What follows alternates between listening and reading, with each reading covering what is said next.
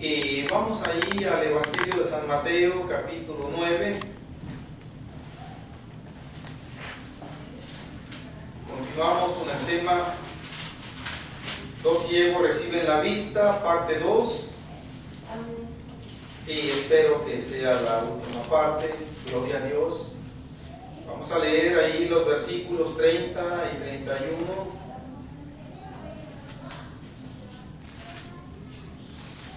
En el nombre del Señor Jesús,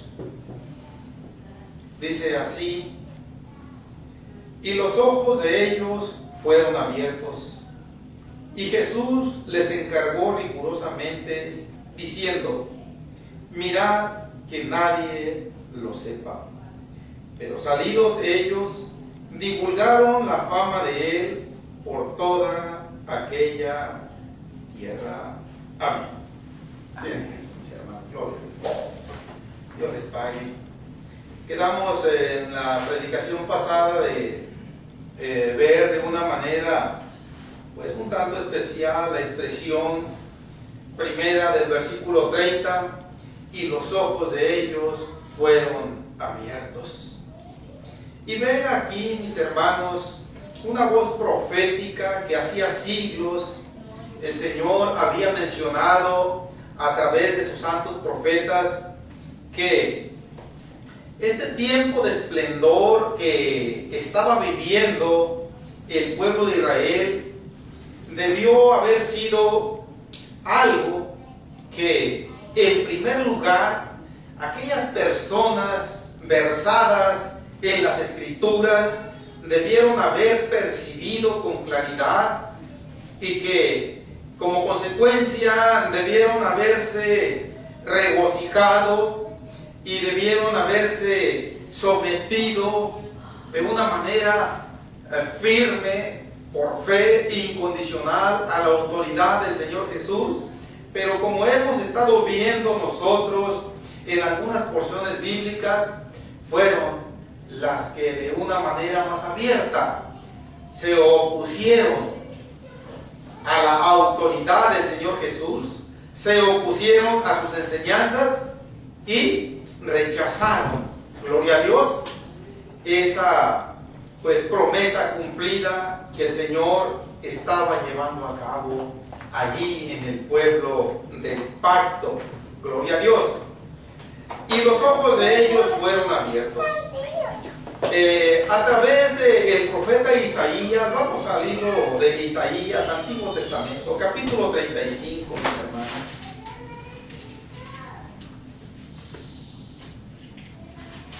Esto que el pueblo de Israel estaba viendo era algo que prácticamente todos los judíos sabían que iba a ser una de las señales que se iban a dejar ver en el tiempo en que Dios visitara a su pueblo a través de aquel Mesías prometido. Dije Isaías capítulo 35. Acompáñenme con su vista del versículo 1 en adelante. Dice: se alegrarán el desierto y la soledad. El yermo se gozará y florecerá como la rosa. Florecerá profusamente y también se alegrará y cantará con júbilo. La gloria del Líbano le será dada, la hermosura del Carmelo y de Sarón. Ellos verán la gloria de Jehová, la hermosura del Dios nuestro. Fortaleced las manos cansadas, afirmar las rodillas endebles. Decid a los de corazón apocado: esforzaos, no temáis. He aquí que vuestro Dios viene con retribución, con pago.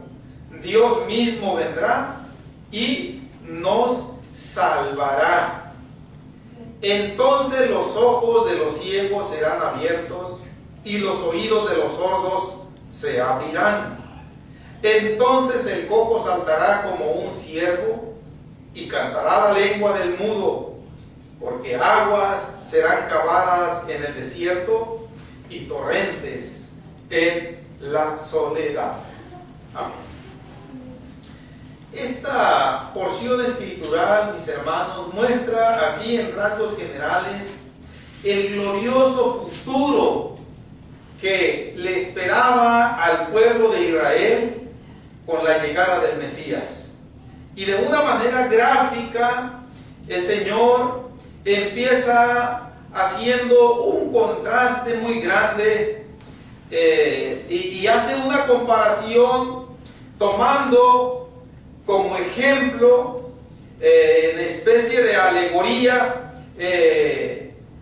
cosas que el pueblo de Israel podía percibir con sus sentidos. Todo israelita sabía lo que era estar en un desierto. La palabra yermo es un sinónimo de desierto. La palabra yermo se refiere a un terreno seco, árido, un desierto. Entonces, aquí empieza presentando pues al desierto como si tuviera vida, como un ser vivo que está contristado, que está en constante estado de tristeza, pero que de pronto dice, esa tristeza va a desaparecer y se va a cambiar en alegría, se va a cambiar en gozo y va a florecer, dice, como la rosa. Qué figuras tan llamativas pone aquí el Señor a través del profeta Isaías. Dentro de las flores hay flores muy llamativas, muy hermosas, que nuestros ojos pueden percibir, ya sea en los jardines domésticos, ya sea en el campo silvestre. Gloria a Dios, hay flores muy llamativas, muy preciosas, pero dentro de esas flores llamativas, la que sobresale más, al menos yo he percibido, es el rosal. El rosal en sus diversos colores, en sus diversas variedades, llama la atención. El terciopelo que se percibe en sus pétalos, el fragante aroma que despide esa flor, gloria a Dios, viene a resaltar sobre las demás flores. Y esta diferencia el Señor la pone para ejemplificar, pues, cómo va a ser el cambio de la situación anímica, moral y espiritual del pueblo de Israel cuando Él cumpla la promesa de visitar a su pueblo. Terminó diciendo el versículo 4: He aquí vuestro Dios viene con retribución, con pago, Dios mismo vendrá y os salvará. Una declaración ya desde el Antiguo Testamento que el Señor Jesucristo iba a ser ese mismo Dios todopoderoso que en el Antiguo Testamento se le conocía con diversos títulos, como es Jehová, como es el Altísimo, como es el Shaddai, como es el Yo Soy, entre otros títulos. Ese Dios era el mismo que iba a estar allá con el pueblo cuando se cumpliera esa promesa, y esa iba a ser la causa, y no iba a ser cualquier causa, de ese cambio tan drástico que iba a percibir la tierra entera con la visitación de Dios a ella. Gloria a Dios. Y presenta pues a ese desierto como algo que va a cambiar. Los que hemos tenido la experiencia de cruzar o estar en un desierto, vemos que por todos lados se percibe solamente la sequedad, ausencia de humedad. No se presta muy fácil para que la vida de seres se desarrolla ahí, aunque habita la vida de seres vivos ahí, pero no es muy fácil, tienen que adaptarse a una forma muy rigurosa, principalmente de beber el agua con mucha escasez. Pero es tan grande la diferencia, mis hermanos, de que un desierto se cambie en algo fértil, en algo verde. Dice, florecerá profusamente. La palabra profusamente quiere decir abundantemente. Ahora miren, en el versículo 2, el Señor sigue dando ilustraciones gráficas cuando dice que la gloria del Líbano le va a ser dada a ese desierto que se va a alegrar. Ahora, el Líbano fue una tierra, y es todavía una tierra, que siempre se ha caracterizado por sus frondosos bosques, en donde los cedros, en donde los grandes árboles de acacia se desarrollan en grandes alturas, y ha sido uno de los proveedores de madera de alta calidad. Lo fue en el tiempo antiguo, inclusive cuando el rey Salomón construyó el templo en Jerusalén. El Líbano fue el lugar de donde estuvieron extrayendo madera en abundancia, madera de cedro principalmente, y la transportaban en balsas, gloria a Dios. Y dice, pues ese verdor, esa exuberancia le va a ser dada a ese desierto. Está hablando de una manera gráfica aquí el Señor. Dice, la hermosura del Carmelo y de Sarón. El monte Carmelo y el valle de Sarón se caracterizan más por su verdor, no tanto porque en ellos se desarrollan los altos cedros, sino más que nada porque se dan en gran manera lo que son las bellas flores. Por eso hay un canto, hay un coro que cantamos, dice, es la rosa de Sarón, refiriéndose al Señor, porque Sarón es un valle que se caracteriza por ese colorido precioso de las flores. Entonces, todo este esplendor, el Señor lo ilustra como una comparación de la grande que es la diferencia de ver un desierto completamente sin vegetación, con puros arenales secos, a verlo con aquel verdor, con aquellos gigantescos árboles frondosos y con aquellas flores de coloridos preciosos. Bien, dice, pues así va a ser la diferencia del pueblo de Israel cuando aparezca el Mesías prometido.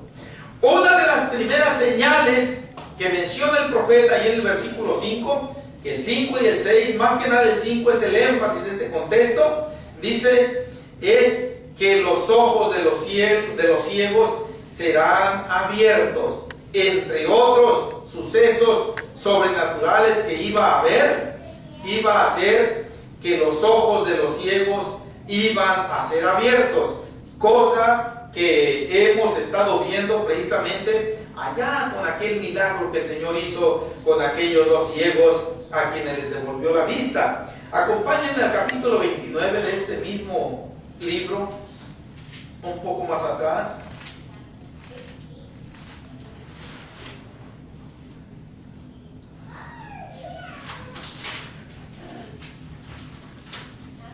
Dice versículo 17 y versículo 18.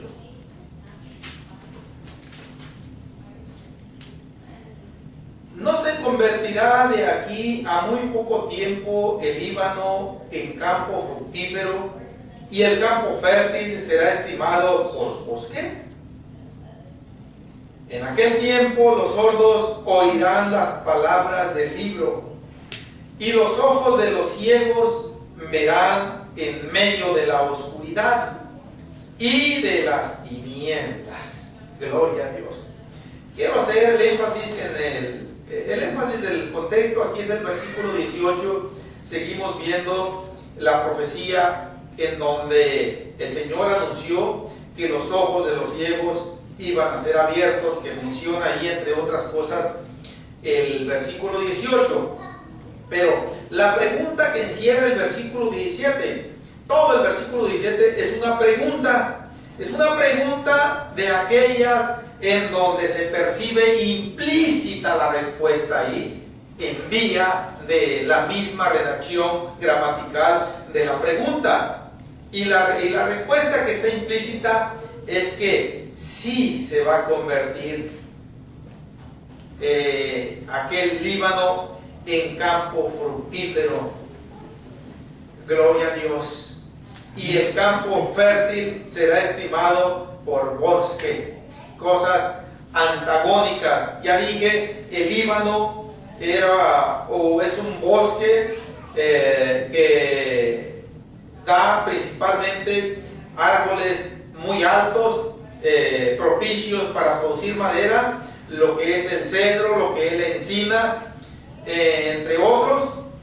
Y dice, pues ese se va a cambiar, dice, en campo fructífero o campo fértil, que viene siendo lo mismo. O sea que va a producir ya no esos árboles gigantescos, sino más que nada una especie de, aquí cuando dice campo fructífero, se está refiriendo como a una especie de terreno dedicado al cultivo, de donde se extrae cosecha de granos. E invierte la situación cuando dice, y el campo fértil será estimado por bosque. Todo, hermanos, va a ser una combinación de prosperidad, va a ser una combinación de triunfo, de gozo, de alegría, que está anticipando en vía de profecía, pues, aquel panorama que el pueblo de Israel debió haber estado esperando con mucho cuidado, con mucha diligencia, con mucha atención, y que en el Señor Jesucristo ellos estaban viendo precisamente esto, si no tanto en lo literal, sí en el sentido espiritual, aunque en los milagros que el Señor Jesús ha estado haciendo a través del capítulo 8 y el capítulo 9 que hemos estado considerando hasta aquí, fueron literales, pero también con un fuerte mensaje espiritual que hemos estado viendo nosotros en cada uno de esos casos, y que este no es la excepción. Gloria a Dios.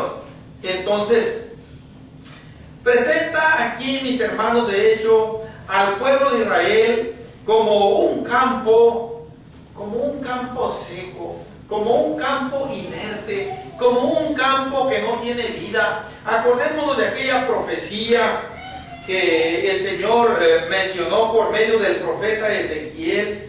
No estaba en el panorama de citas esta cita, pero vamos a Ezequiel. Gloria a Dios. Creo que es el capítulo 37, versículo 1 en adelante, que conecta con esto que estamos hablando del desierto, del yermo, de cómo se va a cambiar en panorama de vida.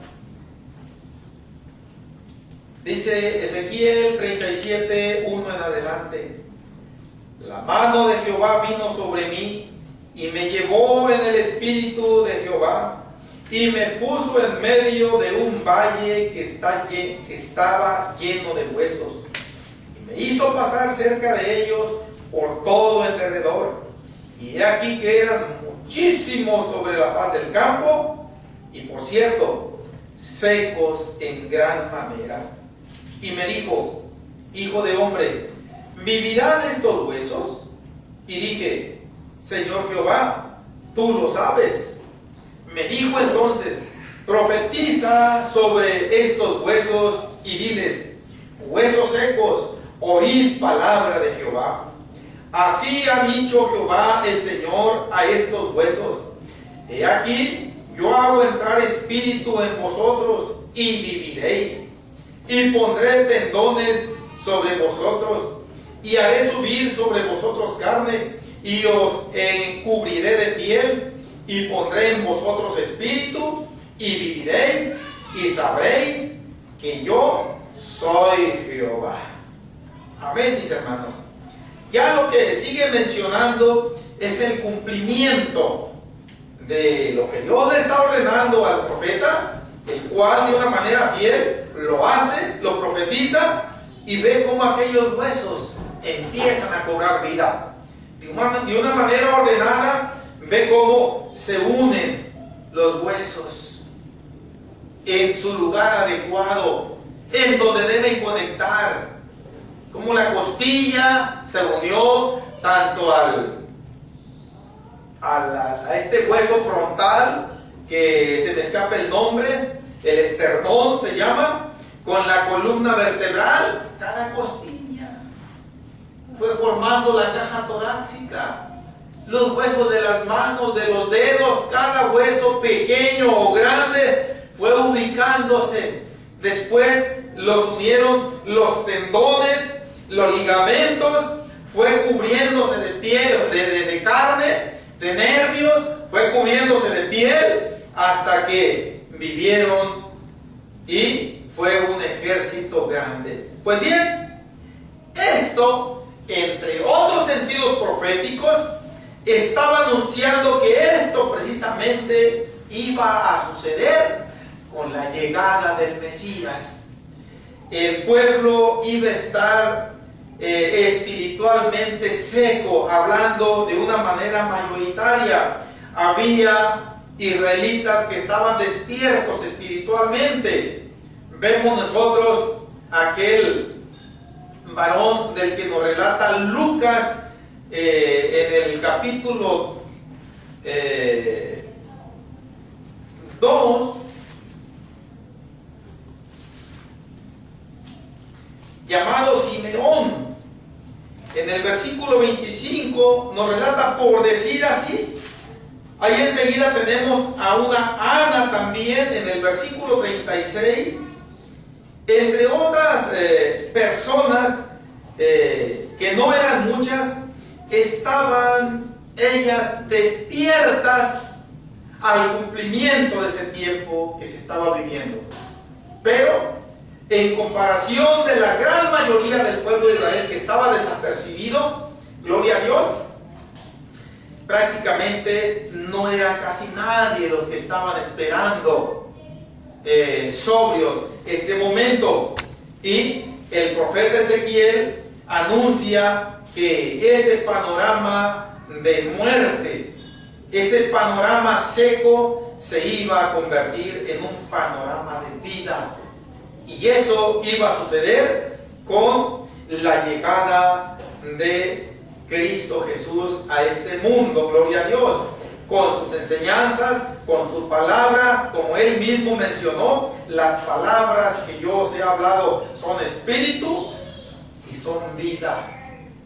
Hablando en el sentido espiritual, ya que a quienes les estaba hablando, pues eran personas que estaban vivas físicamente, pero espiritualmente la mayoría estaba muerta y necesitaba, gloria a Dios, estar alertas para ser parte del cumplimiento profético que nos está relatando Isaías, gloria a Dios.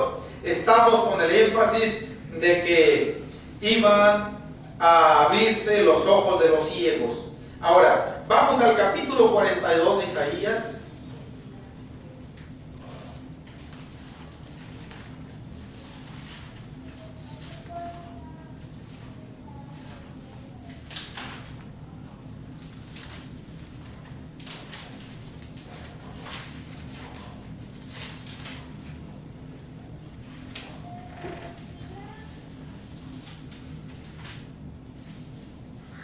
Versículo 6 y versículo 7.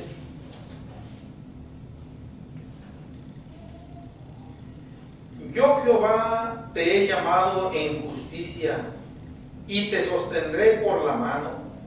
Te guardaré y te pondré por pacto al pueblo, por luz de las naciones, para que abras los ojos de los ciegos, para que saques de la cárcel a los presos y de casas de prisión a los que moran en tinieblas.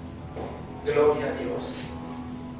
Aquí el Señor rebajándose a la capacidad de entendimiento del ser humano, que es una capacidad limitada la de nosotros, se está refiriendo a como si fuera a otra persona, como si fuera a una persona ajena a Él, cuando dice: yo Jehová te he llamado en justicia.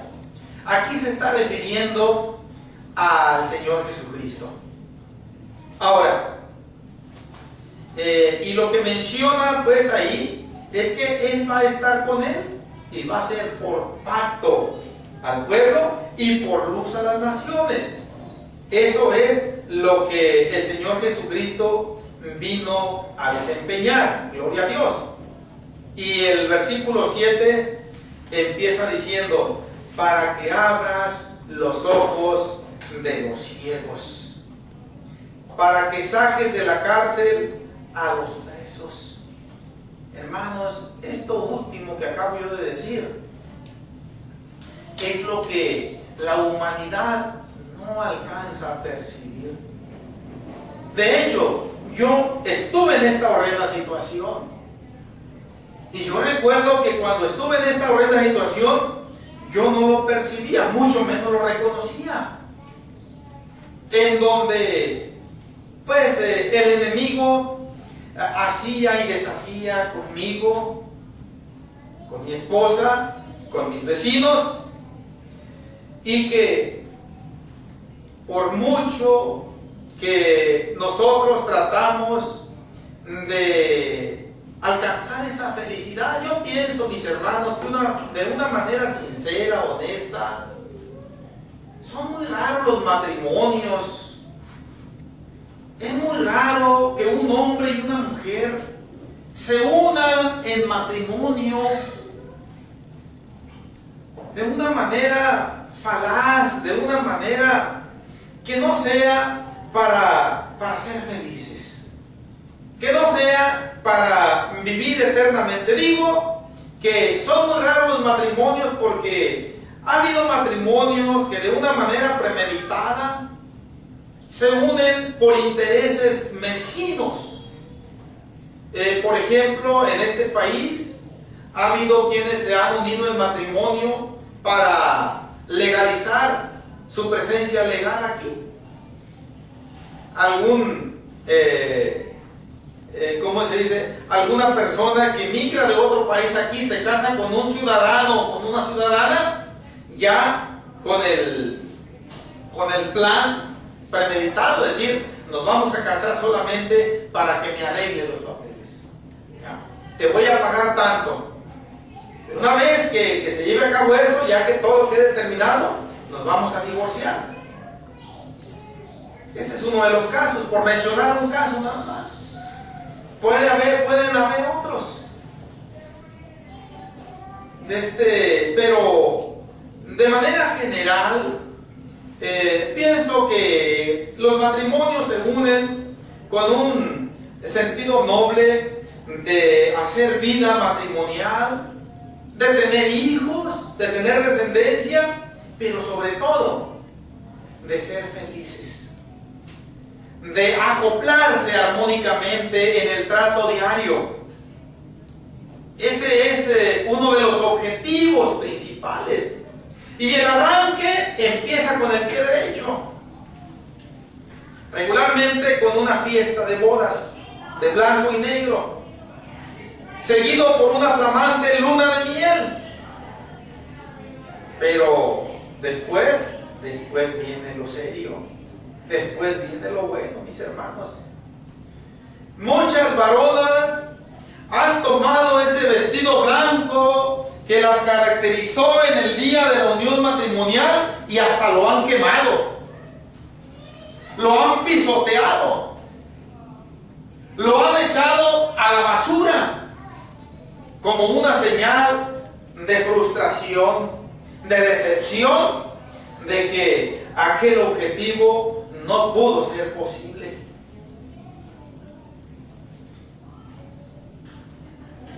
Otras, el flamante anillo que tradicionalmente, cuando no se tiene el conocimiento de la palabra de Dios, o teniéndolo no se quiere cumplir, y se sigue con eso de los anillos y de los ajuares que se usan en el mundo.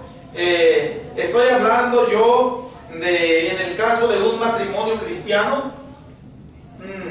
Bien, todas esas cosas se echan a segundo término de importancia. Bien, ¿por qué estoy mencionando todo esto? Porque ese fue mi anhelo. Cuando yo y mi esposa nos unimos en matrimonio, ese fue nuestro anhelo. Pero estoy diciendo esto aquí en tocante a la expresión para que saques de la cárcel a los presos. El problema que yo experimenté y que no percibía, mucho menos reconocía, es que yo estaba preso. Estaba preso del enemigo y no podía alcanzar aquel objetivo que yo deseaba. Pero un día esta profecía se cumplió en mí y el Señor Jesucristo vino y dice: para que saques de la cárcel a Cayetano Rodríguez. Y el Señor fue el único que me pudo libertar, gloria a Dios, aparte de abrirme los ojos también. Vamos a Mateo capítulo 11, antes de volver al capítulo 9, gloria a Dios.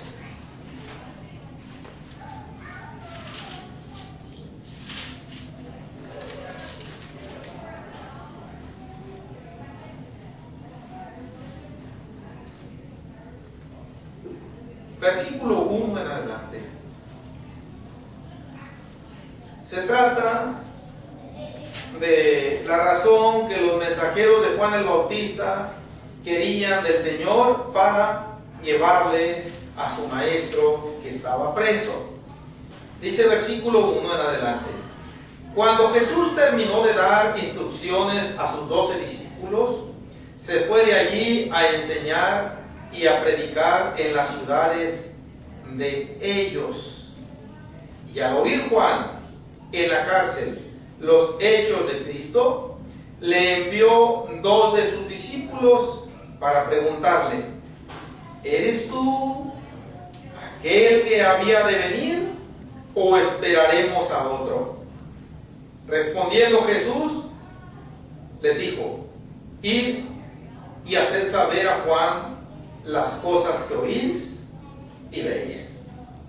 Los ciegos ven, los cojos andan, los leprosos son limpiados, los sordos oyen, los muertos son resucitados, y a los pobres os es anunciado el Evangelio. Amén. Miren, mis hermanos, Juan el Bautista estaba preso, ya bien dice allí el versículo 2. Pero Juan el Bautista fue un hombre especial delante de Dios. Dentro de los hombres especiales delante de Dios, aunque todos somos especiales, pero hay de especiales a especiales, bien, y de esos especiales estuvo Juan el Bautista. Inclusive el mismo Señor Jesucristo dio testimonio de él. Dice: de los nacidos de varón no se ha levantado otro mayor que Juan el Bautista. Oiga, ni siquiera Abraham, ni siquiera David, ni siquiera Elías, ni siquiera Eliseo. Dice: no se ha levantado otro mayor que Juan el Bautista. Creo que hay razones más que suficientes, gloria a Dios, para que el Señor haya mencionado eso. Una de ellas, bueno, es que tuvo el honor de prepararle el camino espiritualmente al Señor, para que cuando llegara el pueblo no fuera sorprendido, no fuera agarrado desapercibido. Y aún así tropezaron mal los líderes religiosos. Otro de ellos es que Juan el Bautista tuvo el privilegio, la honra de bautizar al Señor Jesucristo en el Jordán. entre otros. Pero con todo y esas prerrogativas que el Señor depositó en Juan el Bautista, le cegó, vamos a usar esta palabra, veló en su entendimiento para que no percibiera con claridad, no percibiera en toda su dimensión que el Señor Jesús era el Mesías. Albergaba dudas Juan allá en la cárcel. Le platicaban de hechos poderosos que se estaban haciendo. Pero Juan dijo: yo necesito cerciorarme, necesito estar seguro. Ahora, ¿de qué manera Juan pensó que él iba a asegurarse? No había una manera más efectiva, más real, que yendo él personalmente a donde estaba el Señor Jesús y ver con sus ojos lo que él hacía y oír con sus oídos lo que él decía, platicar personalmente con él, ¿por qué no? Hasta hacerle algunas preguntas, pero no podía, estaba en la cárcel. Entonces dice: voy a enviarle a 2 de mis discípulos. Obviamente eligió dentro de sus discípulos a los 2 que él consideró más aptos para esta importante empresa. Y dijo: Juan, con la respuesta que me mande él decir, yo voy a saber si es o no es. De acuerdo a lo que él me conteste, yo voy a decir: ¿ese es el Mesías o es un falso ostentador? Y cuando el Señor Jesús recibe a los enviados de Juan y pues le hacen esa pregunta: ¿eres tú aquel que había de venir o esperaremos a otro? El Señor Jesús, notemos que no les dice: vayan y digan a Juan, yo soy. Que no tenga la menor duda de que yo soy el Mesías. No, el Señor no dice eso. ¿Por qué? Porque esa iba a ser una respuesta característica de un falso Mesías, de un falso profeta. ¿Sí?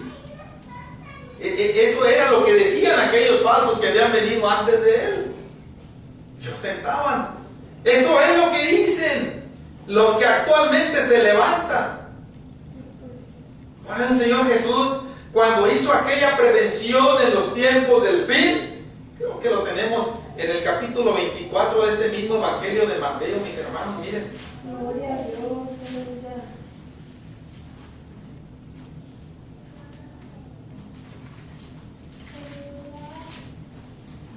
Aleluya.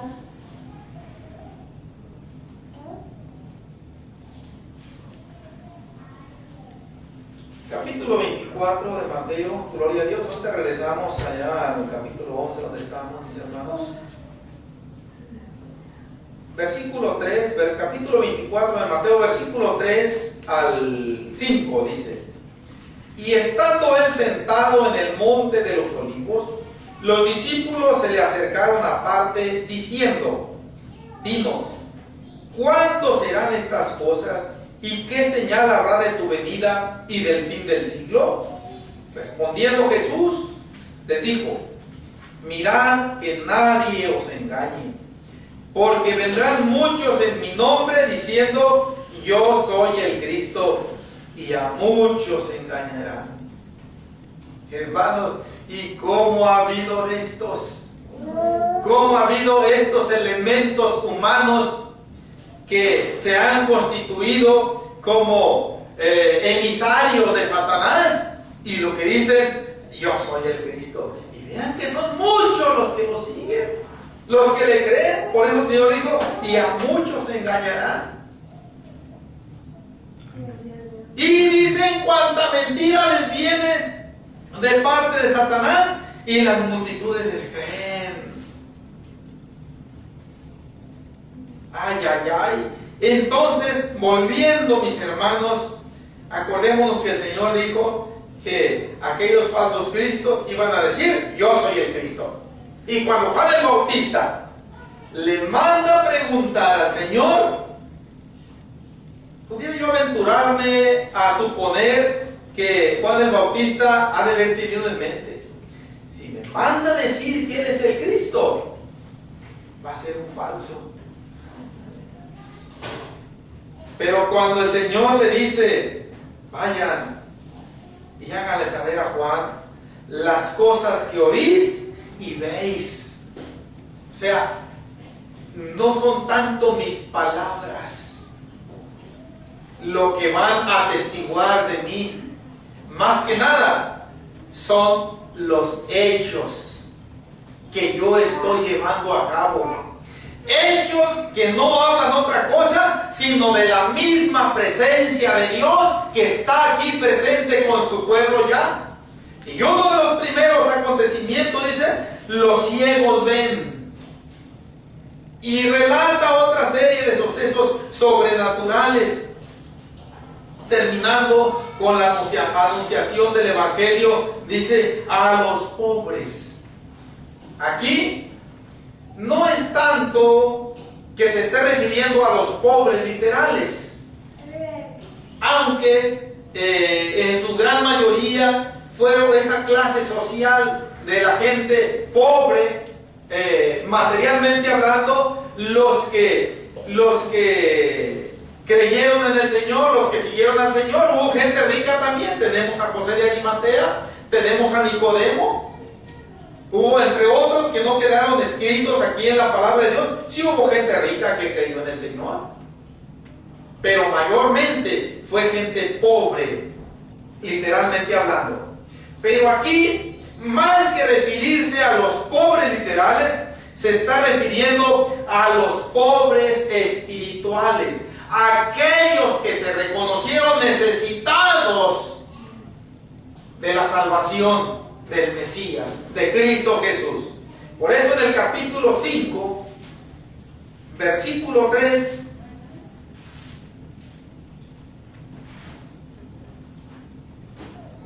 dice: bienaventurados los pobres en espíritu, porque de ellos es el reino de los cielos. No dice el Señor: bienaventurados los pobres de este mundo, los pobres en espíritu. Porque hay gente, mis hermanos, vamos volviendo deliberadamente al capítulo 9, hay gente muy pobre en este mundo, literalmente hay gente muy pobre. Nosotros podemos ser testigos, puedo decirlo, todos los días de esto. Gente que duerme debajo de los puentes, gente que duerme a la intemperie o debajo de un árbol, gente que vive en la basura, gente que no tiene ni siquiera para comprarse una migaja de pan. Pero es gente pobre literalmente, pero no es pobre espiritualmente. Porque en lo personal a mí me ha tocado llegar y hablarles del Evangelio, y como respuesta he obtenido un seco rechazo de esa gente. Entonces el Señor se está refiriendo a los pobres en espíritu, aquellos que se reconocen necesitados. Un pobre es una persona, ya literalmente hablando, es una persona que está necesitada de todo, se puede decir. De la ropa, de la vivienda, del calzado, no digamos de la comida. Aleluya. ¿Sí?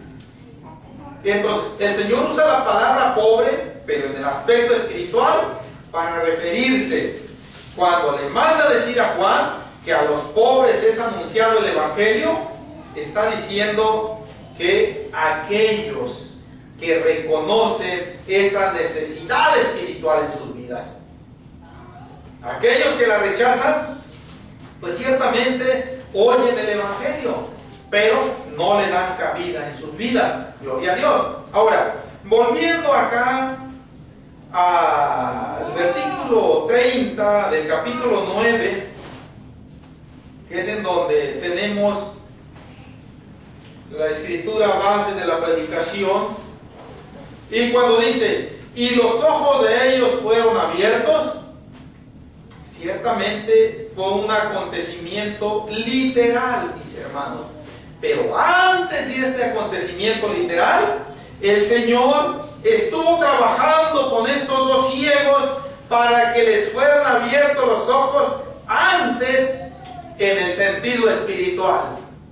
Cuando ellos abrieron los ojos y pudieron ver literalmente, el Señor ya había propiciado en ellos que los ojos espirituales estuvieran abiertos. Este fue un caso muy especial. Quizá el Señor no lo hizo con todos. Le plació hacerlo con estos dos varones ciegos, pero que con la terapia que nosotros vemos en el versículo 28 y en el versículo 29, podemos ver ahí que el Señor propició el despertamiento espiritual, de tal manera que cuando pudieron ver, ellos pudieron gozar de doble sanidad, la espiritual y la literal. Ahora, finalmente, cuando el Señor les dice, y Jesús les encargó rigurosamente, es una palabra que quiere decir estrictamente, les recalcó, diciendo, mirad que nadie lo sepa. Pero salidos ellos, divulgaron la fama de él por toda aquella tierra. Es algo que no se puede evitar. Ya en el capítulo 8, cuando el Señor le da la misma recomendación al leproso en el versículo 4, que dice, entonces Jesús le dijo, mira, no lo digas a nadie, sino ve, muéstrate al sacerdote y presenta la ofrenda que ordenó Moisés para testimonio a ellos. Otro pedimento prácticamente imposible. Era un hecho que al llegar el que había sanado de la lepra al sacerdote, el sacerdote le iba a preguntar, ¿y cómo es que te aliviaste? ¿Qué te hiciste? ¿O quién te dio un tratamiento? Y aquel leproso debió haberle dicho, fue Jesús de Nazaret, el que cuando me tocó, me devolvió la vista, me devolvió la sanidad de mi piel. Ahora, estos dos ciegos que reciben del Señor ese encargo de que no le digan a nadie, hermanos, si estos ciegos debieron haberlos conocido prácticamente toda la aldea donde vivían, o el vecindario. Mucha gente los conocía que eran ciegos y de pronto los ven con su vista restaurada. ¿Oyes? ¿Con qué doctor fuiste? Los médicos de aquel entonces estaban incapacitados para curar la ceguera. No había los medios para que la vista fuera restaurada. Esto era algo que solamente Dios, con su intervención directa, como sucedió aquí, podía lograr. Pero aquellos dos ciegos, indudablemente, que recibieron preguntas. ¿Cómo te aliviaste? ¿Cómo recobraste la vista? ¿Quién te sanó? Nunca había pasado esto. Y era imposible que ellos callaran. Fue el Maestro, fue Cristo. ¿Y cómo fue? Pues nada más nos tocó los ojos. Así dice. Entonces les tocó los ojos. Yo pienso que el Señor no se los picó muy fuerte, nada más les dio un tentocito así para no lastimárselos. Y ahí quedó su vista restaurada. Así de sencillo vemos nosotros. Ellos no pudieron ocultar. Aquí nosotros pudimos aplicar ese dicho: no se puede tapar el sol con un dedo. Así también. De manera que, mis hermanos, aquí terminamos el tema. Dos ciegos reciben la vista, parte 2, gloria a Dios. Y continuaremos, si el Señor nos concede, en la próxima predicación con el último milagro del bloque de milagros que Mateo nos está relatando aquí en esta sección, que se trata de la sanidad de un mudo, pero no fue un mudo común y corriente. mudo estaba poseído por un espíritu malo.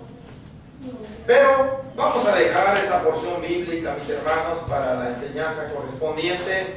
Y desde luego también hay un fuerte mensaje espiritual para nosotros en esa sanidad física que el Señor llevó a cabo con ese bautismo. Trataremos pues de verlo, de entenderlo y de tomar la parte que nos corresponde. Vamos a orar y así nos despedimos.